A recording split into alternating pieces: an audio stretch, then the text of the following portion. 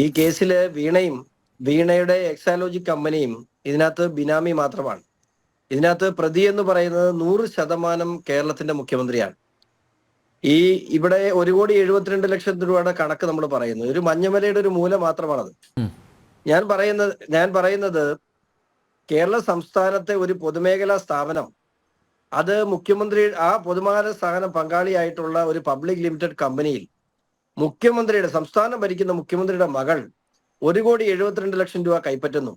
അങ്ങനെ കൈപ്പറ്റിയിട്ടുള്ള തുക 100% ഒരു സർവീസ് നൽകിയിട്ടല്ല എന്ന് ഇന്ത്യയിലെ ഒരു ജുഡീഷ്യൽ അതോറിറ്റി ഇവിടെ ഒരു റിപ്പോർട്ടിലൂടെ അവരുടെ ഓർഡറിൽ ഇന്ത്യൻ സെറ്റിൽമെന്റ് ബോർഡിന്റെ ഓർഡറിൽ തന്നെ പ്രഖ്യാപിക്കുന്നു. അതിനുശേഷം 6 മാസക്കാലമായും ഇതിനെ സംബന്ധിച്ച് യാതൊരു അന്വേഷണവും നടത്താത്ത സാഹചര്യത്തിലാണ് ഞാൻ മിനിസ്ട്രി ഓഫ് എക്സ്റ്റേണൽ അഫയേഴ്സിന് പരാതി കൊടുക്കുകയും അതിനുശേഷം എനിക്ക് റിപ്ലൈ കിട്ടി. അതിനുശേഷം 2 മാസം കഴിഞ്ഞിട്ടും പ്രത്യേകിച്ച് നടപടികളൊന്നും ഉണ്ടാകാതെ വന്നപ്പോഴാണ് ബഹുമാനപ്പെട്ട ഹൈക്കോടതിയെ ഞാൻ സമീപിക്കേണ്ടി വന്നത്.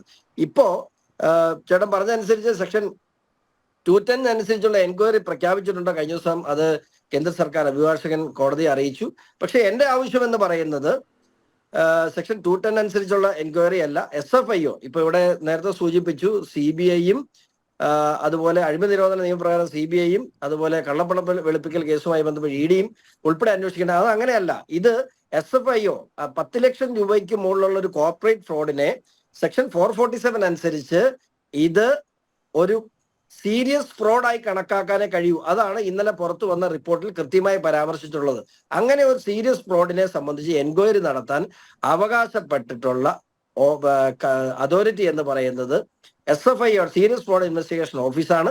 ഈ സീരിയസ് ഫ്രോഡ് ഇൻവെസ്റ്റിഗേഷൻ ഓഫീസിന്റെ കീഴിൽ ഇന്ത്യയിൽ കോൺസ്റ്റിറ്റ്യൂട്ട് ചെയ്തിട്ടുള്ള എല്ലാ ഏജൻസികളെയും, അത് CBI ആകട്ടെ, ED ആകട്ടെ, എന്തിന് കേരള പോലീസിനെ പോലും അവർക്ക് യോജിപ്പിച്ചുകൊണ്ട് അന്വേഷണം നടത്താൻ സ്വാതന്ത്ര്യമുള്ള 2013 കമ്പനീസ് ആക്ടിൽ അതിനുവേണ്ടി മാത്രം കോൺസ്റ്റിറ്റ്യൂട്ട് ചെയ്തിട്ടുള്ള കമ്പനിയാണ്. SFIOയുടെ അന്വേഷണം കൊണ്ട് മാത്രമേ ഇതുമായി ബന്ധപ്പെട്ട് കരിമണൽ മുതൽ കേരളത്തിന്റെ പ്രളയത്തെ പോലും വിറ്റ് കാശാക്കിയ മുഖ്യമന്ത്രിയുടെ അഴിമതി കഥകൾ പുറത്തു വരണമെങ്കിൽ ഇത് ഒരു CMRL ഒരെണ്ണം മാത്രമാണ്. ഇങ്ങനെ എക്സാലോജി കമ്പനിയുമായി ട്രാൻസാക്ഷൻ നടത്തിയിട്ടുള്ള നിരവധി കമ്പനികൾ, ഞാൻ പറയാം, 2 കുഞ്ഞു സ്കൂളും ഒരു അംഗൻവാടി നടത്തിയ ഒരു സ്ഥാപനം 3 കോടി രൂപ ട്രാൻസ്ഫർ ചെയ്യുമെന്ന് പറയുന്നത്. ഞാൻ പറഞ്ഞത് ഇത് അന്വേഷണത്തിൽ വെളിവാകേണ്ട കാര്യമാണ്. നമുക്ക് അറിയാൻ പറ്റുന്ന കാര്യങ്ങൾക്ക് പരിമിതിയുണ്ട്. അതുകൊണ്ട് തന്നെയാണ് ഇത്തരത്തിലുള്ള അന്വേഷണം ആവശ്യപ്പെട്ട് ഞാൻ കോടതിയിലെത്തിയത്. എനിക്ക് പൂർണ്ണ വിശ്വാസമുണ്ട്. ഇവിടെ പല വിഷയങ്ങൾ ചർച്ച ചെയ്യപ്പെടുന്നുണ്ട്. എനിക്ക് ഈ രാജ്യത്തിന്റെ നിയമവ്യവസ്ഥയോട് അല്ലെങ്കിൽ നിയമ സംവിധാനത്തിൽ എനിക്ക് 100% വിശ്വാസമുണ്ട്. ഇതിൽ കുറ്റക്കാർക്കെതിരെ നടപടി ഉണ്ടാവും. ഇത് കുറ്റക്കാരെ അറസ്റ്റ് ചെയ്തുകൊണ്ട് പോകുന്ന കാലം വിദൂരമല്ല എന്നുള്ളത് സംശയമില്ല. അല്ല, ഷോൺ നേരത്തെ പറഞ്ഞു മഞ്ഞുമലയുടെ ഒരറ്റം മാത്രമാണ് എന്ന് പറഞ്ഞു. ഷോണിൻ്റെ നിലയ്ക്ക് ചിലപ്പോൾ പല വിവരങ്ങളും ശേഖരിച്ചിട്ടുണ്ടാവും. അതുകൊണ്ടാണ് ആത്മവിശ്വാസത്തോടു കൂടി പറയുന്നത് കൂടുതൽ കാര്യങ്ങൾ പുറത്തു വരും. ഒരുപക്ഷെ തെളിവുകൾ താങ്കൾക്ക് ലഭിച്ചിട്ടുണ്ടാവും. ഇപ്പോൾ ഹൈക്കോടതിയിൽ അന്വേഷണത്തിന് പോയിരിക്കുകയാണ്. ആ അന്വേഷണത്തിലൂടെ മുഴുവൻ വിവരങ്ങളും ഇപ്പോൾ CMRLുമായിട്ട് മാത്രമുള്ള ഇടപാടല്ല, എക്സാലോജിക്ക് മറ്റേ ഏതൊക്കെ തൽപരകക്ഷികളുമായിട്ട് ഇടപാടുകൾ നടത്തി, അത് എന്തായാലും ഇപ്പോൾ ഇതിലെ ഈ റിപ്പോർട്ട് പറഞ്ഞതുപോലെ ഈ തൽപരകക്ഷി ഇടപാട് മുഖ്യമന്ത്രിക്ക് താല്പര്യമുള്ള ഒരു ഇടപാട് അത് മകളുടെ സ്ഥാപനത്തിലൂടെ നടത്തിയെന്നാണല്ലോ പറഞ്ഞു വരുന്നത്. അതാണെന്ന് എല്ലാവർക്കും അറിയുകയും ചെയ്യാം. പക്ഷേ പല പഴുതുകളിലൂടെയും രക്ഷപ്പെട്ടു പോവുകയാണ്. അതാണല്ലോ സംഭവിക്കുന്നത്. ഇത് ഒരു പഴുതടച്ച ഒരു അന്വേഷണം ഉണ്ടാവും എന്ന് തന്നെയാണോ ഷോൺ പ്രതീക്ഷിക്കുന്നത്? ഷോണെ, ഇപ്പോൾ കോർപ്പറേറ്റ് അഫയേഴ്സ് മന്ത്രാലയം പ്രഖ്യാപിച്ചിട്ടുള്ള അന്വേഷണം സെക്ഷൻ 210 അനുസരിച്ചുള്ള ഒരു സിവിൽ പ്രൊസീജിയറാണ്. അതിനപ്പുറത്തേക്ക് ഇത് പോയാൽ മാത്രമേ ഇതിന് കൃത്യമായ, ഞാൻ പറഞ്ഞില്ലേ, ഈ എക്സാലോജിക്കുമായി ബന്ധപ്പെട്ട്, എക്സാലോജിക്കിന് ഇവിടെ മാത്രമല്ല, ഈ എക്സാലോജിക്കിന് UAE ഓപ്പറേഷൻസ് ഉണ്ട്. അങ്ങനെ നിരവധി രാജ്യങ്ങളിൽ ഇത്തരത്തിലുള്ള ഇടപാടുകൾ നടന്നിട്ടുണ്ട്. നിരവധി രാജ്യങ്ങൾ പണം കൈപ്പറ്റിയിട്ടുണ്ട്. നിരവധി രാജ്യങ്ങളിലെ വിവിധ ബാങ്കുകൾ അക്കൗണ്ട് ഉണ്ട്. ഇതൊക്കെ ഒരു ഷോൺ ജോർജിന്റെ പരിധിയിൽപ്പെടുന്ന അല്ലെങ്കിൽ ഒരു ഷോൺ ജോർജിന് അന്വേഷിക്കാൻ പറ്റുന്നതിൽ പരിമിതികളുണ്ട്. നമുക്ക് ഇവിടെ വളരെ നിസ്സാരമായ ഒരൊറ്റ ഉദാഹരണം പറയാം. നമുക്ക് 2018 പ്രളയത്തിന് ശേഷം തോട്ടപ്പള്ളി സ്പിൽവേയില് മെയ് മാസം മുതൽ ഡിസംബർ മാസം വരെ തോട്ടപ്പള്ളി സ്പിൽവേ തുറന്നു കിടക്കണം എന്ന് ദുരന്ത നിവാരണ അതോറിറ്റിയുടെ ഒരു ഓർഡർ ഉണ്ട് 2018 ശേഷം.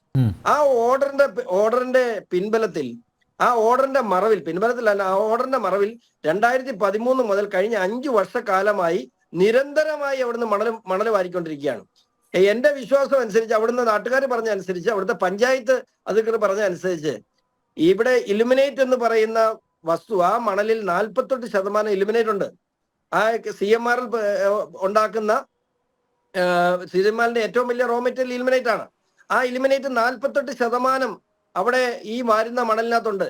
ഇതിന്റെ വില എത്രയാണെന്ന് ചേട്ടൻ അറിയാവോ? ഇതിന്റെ വില ഇന്റർനാഷണൽ മാർക്കറ്റിൽ ഒരു M³ 10,000 രൂപയ്ക്ക് മുകളിലാണ്. സർക്കാരിന് ഇവിടെ കൊടുക്കുന്നത് 260 രൂപയാണ്. നിങ്ങൾ ഓർക്കണം, ഒരു 260 രൂപ കൊടുത്തിട്ട് 10,000 രൂപയുടെ സാധനം കഴിഞ്ഞ 5 വർഷമായി മോട്ടിച്ചോണ്ട് പോയത്. അപ്പോ അവിടുന്ന് ആവറേജ് കണക്കനുസരിച്ച് തന്നെ 52 ലക്ഷം മെട്രിക് ടൺ മണല് അവിടെ നിന്നും കടത്തിയിട്ടുണ്ട്. എങ്ങോട്ട് പോയി? IREL-ഉം KMML-ലോട്ട് കൊണ്ടുപോയെന്നാ പറയുന്നത്. IREL-ഉം KMML-ഉം 52 ലക്ഷം മെട്രിക് ടൺ മണല് പ്രോസസ് ചെയ്തിട്ടില്ല. അപ്പൊ ഈ മണൽ എവിടെ പോയി? മോഷണം പോയി. അപ്പൊ ആ മോഷണത്തിന് കൂട്ടു നിൽക്കാൻ ഇതിന്റെ ആവറേജ് വില കാൽക്കുലേറ്റർ അടിച്ച കാൽക്കുലേറ്റർ തികയില്ല. ഞാനത് പല പ്രാവശ്യം കണക്കൂട്ടാൻ നോക്കിയിട്ട് എനിക്ക് കാൽക്കുലേറ്ററിന്റെ ഡിജിറ്റ് അനുസരിച്ച് തികയുന്നില്ല. 40,000 കോടി രൂപയിലധികമാണ് തോട്ടപ്പള്ളിയിൽ നിന്ന് മാത്രം കടത്തിയിട്ടുള്ളത്. അതിന്റെ സമീപ പ്രദേശത്തുള്ള പഞ്ചായത്തുകളിൽ നിന്നൊക്കെ വേറെ ഉണ്ട്. ആ മേഖലയിൽ പ്രക്ഷോഭവും ഇതുമായി ബന്ധപ്പെട്ട് നിരവധി പ്രക്ഷോഭകര്, അതുപോലെ നിരവധി പരിസ്ഥിതി പ്രവർത്തകര് ഇതിന്റെ പുറകെ നടന്ന് ജീവിതം കളഞ്ഞ ഒത്തിരി പേരുണ്ട്. പക്ഷെ അവർക്കൊന്നും ഈ ശക്തരായ ഇവരോട് പയറ്റി നിൽക്കാൻ കഴിയാത്തത് കൊണ്ട് പലരും തോറ്റുമടങ്ങിയവര്. അതിനകത്ത് ഒത്തിരി കഥകളുണ്ട്. പക്ഷേ ഇവിടെ കോടതിയുടെ ഒരു പിൻബലം, കോടതിയുടെ ഒരു സംരക്ഷണം ഈ കേസിൽ ഞമ്മക്കുണ്ട്. അതുകൊണ്ട് തന്നെയാണ് ഇത്രയും നമുക്ക് മുമ്പോട്ട് പോകാൻ കഴിഞ്ഞത്.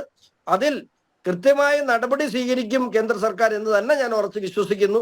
ഇതിന്മേൽ നടപടി ഉണ്ടായാൽ ഒരുപക്ഷെ ഒരു ഇന്ത്യയിലെ, കേരള സംസ്ഥാനത്ത് തന്നെ അല്ലെങ്കിൽ ഇന്ത്യയിൽ തന്നെ SFIO അന്വേഷണത്തിലൂടെ ജയിലിൽ പോകുന്ന ഒരു മുഖ്യമന്ത്രിയായി പിണറായി വിജയൻ മാറും. കോൺഫിഡന്റ് ആണ്, 100%. കോൺഫിഡന്റ് ആണ്, 100% കോൺഫിഡന്റ് ആണ്. അല്ല ഷോൺ, ഒരു കാര്യം കൂടി, ഈ പിന്നെ എക്സാലോജിക്കിലേക്ക് ഷോൺ ജോർജ് എങ്ങനെയാണ് എത്തിപ്പെടുന്നത്? ഇപ്പോൾ മാധ്യമങ്ങളിൽ ചില വാർത്തകളൊക്കെ പുറത്തു വരുന്നുണ്ട്. CPM-ലെ ഒരു തലമുതിർന്ന നേതാവ്, മുൻ സംസ്ഥാന സെക്രട്ടറിയുടെ മകനുമായിട്ടുള്ള താങ്കളുടെ ബന്ധം, അതിൻ്റെ പുറത്താണ് കൂടുതൽ വിവരങ്ങൾ താങ്കൾക്ക് ശേഖരിക്കാൻ പറ്റിയത് എന്നൊക്കെ വാർത്തകൾ വരുന്നുണ്ട്. എത്രത്തോളം വാസ്തവമുണ്ട് അതിൽ? ഈ KMMR അല്ലെ CMR-ലുമായിട്ട് ബിനീഷിന് ബന്ധമുണ്ടെങ്കിൽ ബിനീഷും അതിനകത്ത് പ്രതിയായിരിക്കണമല്ലോ. ഞാനിത് ഇതിനെ ഫോളോ ചെയ്യാൻ തുടങ്ങിയത് ഈ ഇന്റർം സെറ്റിൽമെന്റ് ബോർഡിന്റെ ഉത്തരവ് വരുന്നതിന് കാലങ്ങൾക്ക് മുമ്പ് ED-ക്ക് കഴിഞ്ഞ ദിവസം ജോസഫ് സാർ മാത്യു സാർ പറഞ്ഞൊരു കാര്യമുണ്ട്. ED-ക്ക് എക്സാലോജിക്കിന്റെ ട്രാൻസാക്ഷൻസ് അന്വേഷിക്കണമെന്ന് ആവശ്യപ്പെട്ടുകൊണ്ട് ED-ക്ക് ആദ്യം പരാതി നൽകിയത് ഈ ചർച്ചയിൽ തന്നെ പങ്കെടുക്കുന്ന എന്റെ പിതാവ് ശ്രീ PC ജോർജ് ആണ്. പക്ഷെ അന്വേഷണത്തിലൊക്കെ അന്ന് CPM പറഞ്ഞ ഒരു മാനദണ്ഡത്തിലാണ് കാര്യങ്ങൾ നിന്നത്. എന്താ, രണ്ട് സ്വകാര്യ സ്ഥാപനങ്ങൾ തമ്മിൽ പണമിടപാട് നടക്കുന്നു, അവിടെ സോഫ്റ്റ്വെയർ ബിസിനസ് നടക്കുന്നു, അവിടെയൊക്കെ അന്വേഷണ ഏജൻസികൾക്ക് പരിമിതി ഉണ്ടായിരുന്നു. പക്ഷെ ഇവിടെ സംഭവിച്ചത് CMRL എന്ന് പറയുന്ന ഒരു പബ്ലിക് ലിമിറ്റഡ് കമ്പനിയും, ആ പബ്ലിക് ലിമിറ്റഡ് കമ്പനിയിൽ 250 രൂപയുടെ ആണെങ്കിലും 3 ഷെയർ ഉള്ള ഒരു ഷെയർ ഹോൾഡറാണ് ഞാൻ. കൂടാതെ ആ പബ്ലിക് ലിമിറ്റഡ് കമ്പനിയിൽ 13.4% ഷെയർ ഹോൾഡ് ചെയ്യുന്നത് കേരള സംസ്ഥാന സർക്കാരിന്റെ ഉടമസ്ഥയിലുള്ള KSEDC ആയിപ്പോയി എന്നുള്ളതാണ് ഇതിന്റെ പൊതു സ്വഭാവം. ഇവിടെ വീണ വിജയനല്ല, മുഖ്യമന്ത്രി മറുപടി പറഞ്ഞേ മതിയാവൂ. യെസ്.